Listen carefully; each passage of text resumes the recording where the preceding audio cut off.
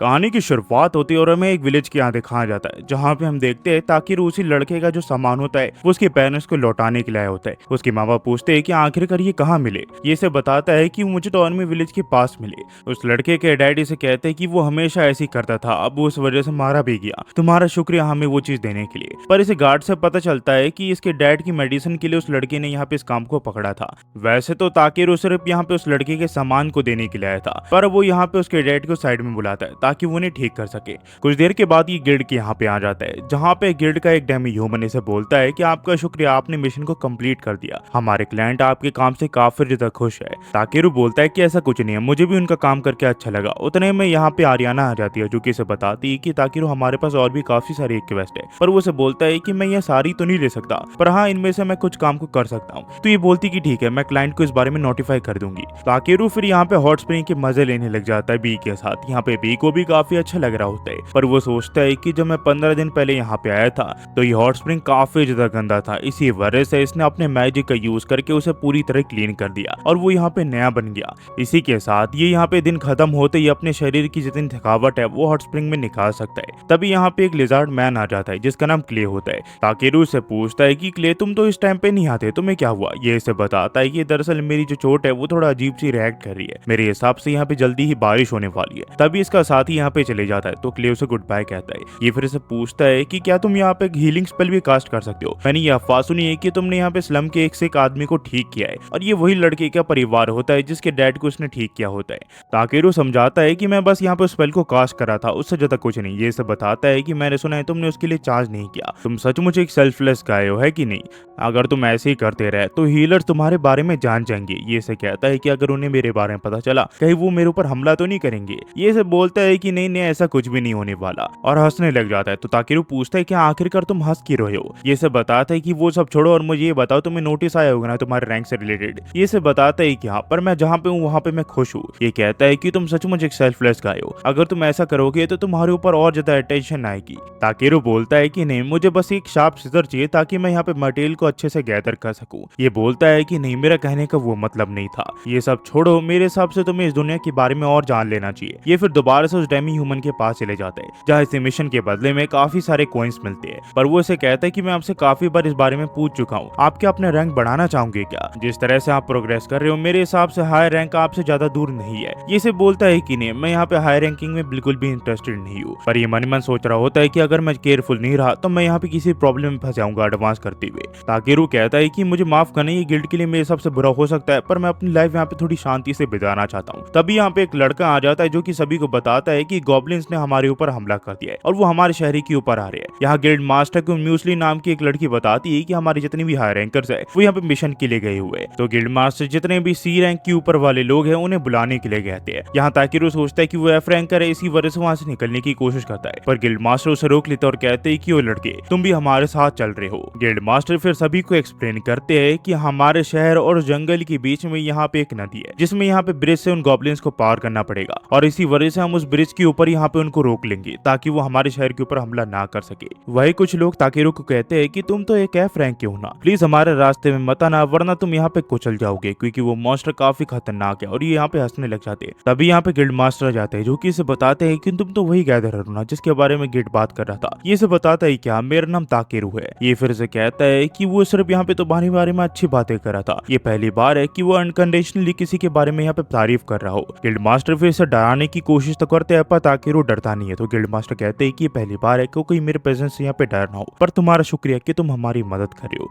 तुम्हें देख के लगता नहीं है पर मुझे लगता है कि तुम काफी ज्यादा इंप्रेसिव हो। वही ताकेरू सोच रहा होता है कि आखिरकार ये मुझसे कब तक बातें करेगा, मैं यहाँ पे नेगेटिव अटेंशन अपनी तरफ नहीं लेना चाहता हूँ। ये फिर से कहता है कि बेशक तुम एक एफ रैंक के हो पर तुम अपने आप को प्रोटेक्ट कर ही सकते हो। ये पूछता है कि आपके कहने का मतलब क्या है। तो गिल्ड मास्टर से बताता है कि मैं कह रहा हूँ तुम वो प्रोटेक्ट करो जिसे तुम प्रोटेक्ट करना चाहते हो, बाकी सब तुम्हें यहाँ पे मूसली समझा देगी। मूसली फिर से कहती कि मुझे माफ करना गिल्ड मास्टर के लिए। ये से कहता है ऐसी कोई बात नहीं है। तो ये कहती है कि जो हमारे हाथ में होगा हम वो करेंगे। ये फिर इसे अपना नाम बताती है और बोलती है कि मैं यहाँ पे थोड़ी बहुत हीलिंग मैजिक यूज कर सकती हूँ, पर हाँ यहाँ पे हम मेक श्योर करेंगे कि गिल्ड मास्टर के एक्सपेक्टेशन पे हम यहाँ पे खड़े उतर पाए। पर ताकेरू उसकी बात सुन के मन ही मन कह रहा होता है कि इतनी ज्यादा एक्साइटेड मत हो, वहाँ पे खतरा होगा, ये तुम्हें पता नहीं शायद। कुछ देर के बाद ये बैटल फील्ड के कैंप साइट पे आ जाते हैं जहाँ पे काफी सारे मौसम मंडरा रहे होते हैं। तो मूसली घबराती हुई ताकेरू से चिपक जाती है। ये इसे कहता है कि क्या तुम मुझे छोड़ सकते सकती हो क्या? ये इसे कहती है कि नहीं, मैं काफी ज्यादा डरी हुई है, मैं ये चीज नहीं कर सकती। ताकिरू उसे देख के समझ आता है कि अगर इसने इसे यहाँ पे शांत नहीं किया तो ये काफी ज्यादा ट्रबल क्रिएट करने वाली है। तो ये इसे बोलता है कि ध्यान से मेरे पास सुनो, तुम यहाँ पे हीलिंग मैजिक यूज कर सकती हो ना? इसे बोलती है कि हाँ। ये कहता है कि तो फिर यहाँ पे दूसरों को हील करने में मदद करो। यहाँ पे किसी ने नहीं कहा कि तुम्हें यहाँ पे फाइट करने की जरूरत है,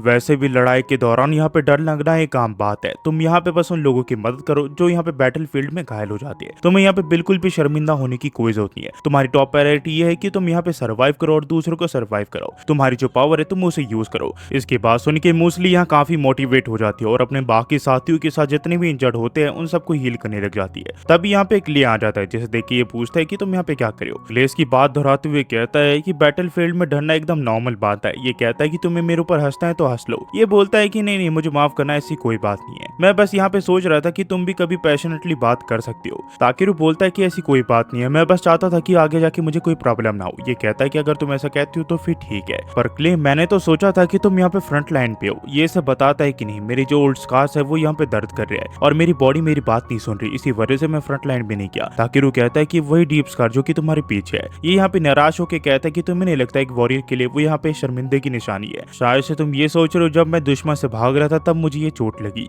ये बताता है कि नहीं, ऐसी बात नहीं है, मुझे लगता है कि तुमने यहाँ पे किसी को बचाते हुए ये चोट खाई है और ये यहाँ पे सबसे ज्यादा इंपॉर्टेंट है कि तुमने किसी की जान बचाई है और तुम यहाँ पे ज्यादा चोट नहीं लगी और तुम यहाँ पे जिंदा हो। इसका मतलब तुम आगे जाके और भी लोगों की जान बचाओगे। ये बोलता है कि हाँ, तुम इसे ऐसे भी देख सकते हो। उतने में इनकी नजर ब्रिज की यहाँ पे पड़ती है जहाँ लड़ाई और ज्यादा एग्रेसिव हो चुकी होती है। तो क्ले कहता है कि मेरे हिसाब से फॉर्मेशन यहाँ पे ब्रीच हो चुकी है, मेरे हिसाब से मुझे यहाँ पे जाना पड़ेगा। ये इसे कहता है कि तुमने तो कहा था कि तुम्हारी बॉडी यहाँ पे ठीक से काम नहीं करी तुम्हारी ओल्ड स्कार्स की वजह से। ये इसे कहता है कि चाहे जो भी हो, मेरा शरीर ब्रेक ही क्यों ना हो जाए, फिर भी मैं तुम सभी को प्रोटेक्ट करूंगा। और ये कह के यहाँ से निकल जाता है। पर ताकेरू बोलता है कि तुम किसी को भी प्रोटेक्ट नहीं कर पाओगे अगर तुम्हारा शरीर यहाँ पे ब्रेक कर गया। तभी इसकी नजर मूसली और उसके साथियों पे जाती है जो कि यहाँ पे एक इंसान को हील करे होते हैं। ये सोचता है कि कुछ देर पहले तो ये रो रही थी और अब ये इसे हील करी है और इसे गिल्ड मास्टर की बात याद आती है कि उसे प्रोटेक्ट करो जिसे तुम प्रोटेक्ट करना चाहती हो। तो ये कहता है कि लगता है कि मैं अब ज्यादा ट्रबल को यहाँ पे अवॉइड नहीं कर सकता। ये फिर अपना मैजिक वॉन्ड निकाल के यहाँ पे बैरियर बना देता है और सभी को यहाँ पे ख्याल रखने के लिए कहता है। ये फिर क्ले को ढूंढने के लिए निकल जाता है। सीन फिर यहाँ पे ब्रिज के यहाँ जाता है जहाँ पे हम काफी सारे गॉब्लिन्स के झुंड को देखते हैं और गिल्ड के मेंबर्स इन गॉब्लिन से लड़ रहे होते हैं, पर इनकी आबादी काफी ज्यादा होती है और ये लोग ब्रिज के दूसरी ओर जा रहे होते हैं।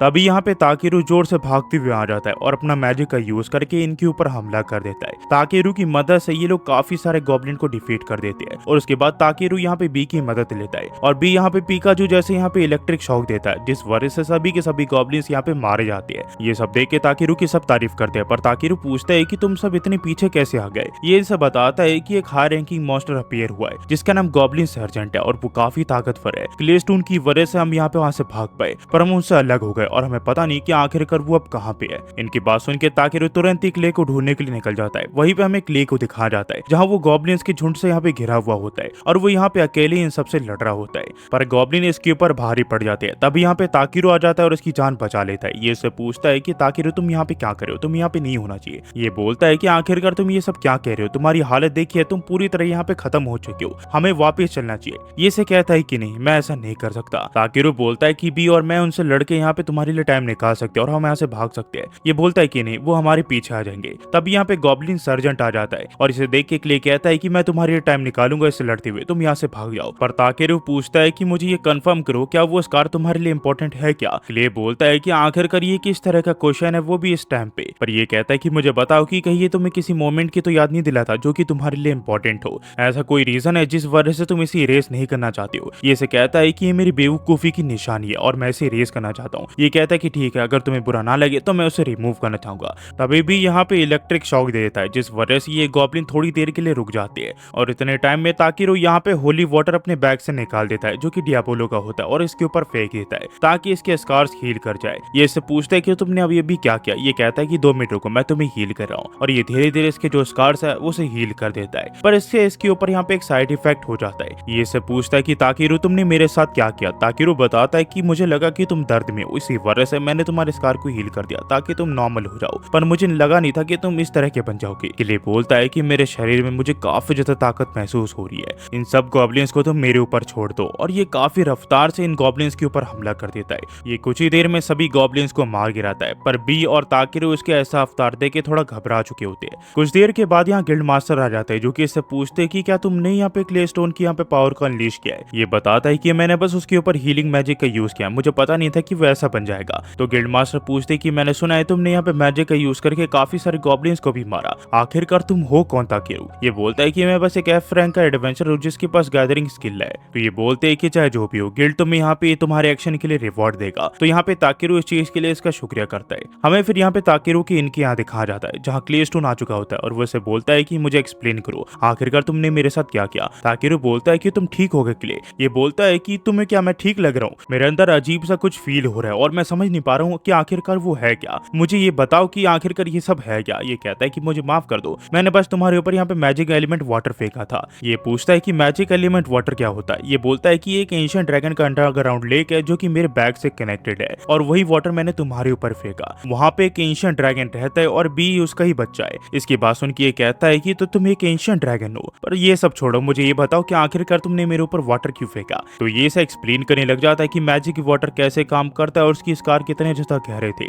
और उस टाइम यहाँ पे इमरजेंसी थी, इसी वजह से उसने ऐसा किया। तो ये पूछता है कि तुम यहाँ पे एडवांस हीलिंग स्पेल भी यूज कर सकते हो। ये कहता है कि मैं बस दूसरों को कॉपी कर रहा था। ले बोलता है कि तुम्हारा मतलब क्या है? ताकिर वो बताता है कि उसे बॉडी की यहाँ पे अच्छी नॉलेज है, इसी वजह से वो स्पेल को ठीक से कास्ट कर पाया और इस वजह से उसकी बॉडी हील होगी। पर क्ले बोलता है कि ताकिर वो आखिरकार तुम हो कौन? तो ये मन में सोचने लग जाता है कि सनिन ने मुझे मना नहीं किया कि मैं अपनी आइडेंटिटी रिवील करूं। अगर किसी को पता चला कि मैं दूसरे दुनिया से हूं तो ये प्रॉब्लम हो सकती है, पर क्ले की ऐसी हालत के लिए मैं ही जिम्मेदार हूं, तो मुझे यहाँ पे उसे कुछ ना कुछ बताना पड़ेगा। क्ले यहाँ पे उदास होकर जाने लग जाता है कि ताकिर उसे यहाँ पे उसका अच्छा दोस्त नहीं मानता। तो ये से बोलता है कि 2 मिनट रुको क्ले, मैं तुम्हारे ऊपर भरोसा करता हूँ, इसी वजह से मैं तुम्हें बताऊंगा। और ये सब बताता है कि वो दूसरी दुनिया से है। इसकी बात सुन के क्ले बोलता है कि आखिरकार तुम ये सब क्या बक रहे हो? ये फिर से बताता है कि मुझे पता है कि तुम यहाँ पे इसे ठीक से समझ नहीं पाओगे, पर शायद से तुमने यहाँ पे रीइंकार्नेशन के बारे में सुना ही होगा। ये सब बोलता है कि हाँ मैंने सुना है, जब एक बॉडी की सोल दूसरी बॉडी में एंटर कर जाती है और रीबॉर्न करते हैं तो उसे यहाँ पे रीइंकार्नेशन कहते हैं। ये सब बताता है कि हाँ मैं एक बार मर चुका हूँ और ये मेरी दूसरी बॉडी है। ताकेरू फिर इसे सारी चीजें अच्छे से एक्सप्लेन करता है कि वो कहाँ से और यहाँ पे कैसे आया। क्ले कहता है कि इस पे भरोसा करना तो मुश्किल है, पर तुमने मेरे ओल्ड स्कार को हील कर दिया और मुझे एक ड्रैगनाइट बनाया। ये से पूछता है कि ड्रैगनाइट वो क्या होता है? ये से बताता है कि वो एक एंसेस्टर स्पीसीज है हमारे लिजर्ड मैन की। मुझे अपने ऊपर गर्व है कि मैं उस नोबल ब्लड के यहाँ पे फॉर्म को अचीव कर पाया, पर अब उस फॉर्म से मुझे डर लग रहा है क्योंकि जब भी मैं उस फॉर्म में जाता हूँ तो मेरे दिमाग मेरे कंट्रोल में नहीं होता और मैं सोचता हूँ कि कहीं मैं सब कुछ डिस्ट्रॉय ना कर दूं। ये सब बताता है कि तुम इवेंचुअली उसे कंट्रोल में ले लोगे। ये कहता है कि तुम इतनी ज्यादा इनरिस्पॉन्सिबल कैसे हो सकते हो। ये फिर से समझाता है कि अगर तुम दोबारा से उस फॉर्म में जाओगे तो तुम थोड़ा केयरफुल रहना और ज्यादा एक्साइटेड मत होना ताकि तुम यहाँ पे उसे कंट्रोल कर सको। ये कहता है कि तुम हर चीज को कैजुअली कर देते हो बिना ये सोचे कि उसका क्या होगा। ये अच्छी अपॉर्चुनिटी है कि मैं आज तुम्हें यहाँ पे लेक्चर दूंगा कि तुम्हें यहाँ पे लोगों के साथ कैसे रहना चाहिए। हमें फिर अगले दिन दिखाया जाता है जहाँ ताकेरू बी के साथ क्राफ्टलैंड डिस्ट्रिक्ट आ रखा होता है और यहाँ काफी ज्यादा गर्मी होती है। ये यहाँ पे एक स्टोर के सामने रुक जाता है ताकि वो यहाँ पे एक वेपन को खरीद सके। तभी यहाँ पे एक डेमी ह्यूमन आ जाती है जो कि इसे कहती है कि आपका स्वागत है, और यहाँ से कहानी वो टीवी कंटिन्यू जाती है। ये इस कहानी का 4th एपिसोड था गाइस। मुझे पता है कि मैं थोड़ा लेट हूँ, पर प्लीज एडजस्ट कर लेना। मैं यहाँ पे और भी एनिमीज पे काम कर रहा हूँ जो कि जल्दी आपको देखने को मिल जाएगी, खास तरह की एक लंबी वीडियो जो कि मैं यहाँ पे महीने में कोशिश करूंगा कि 10 से 12 वीडियो डालने की। अगर ना डाले तो मुझे माफ कर देना, पर हाँ शॉर्ट वीडियो आते रहेंगी जो ऑनगोइंग एनीमे में एक्सप्लेन करता रहूंगा। तो जाते हुए सिर्फ इतना रहूंगा। Thanks for watching. Next video मिलता है, होपफुली आप सब बढ़िया होंगे।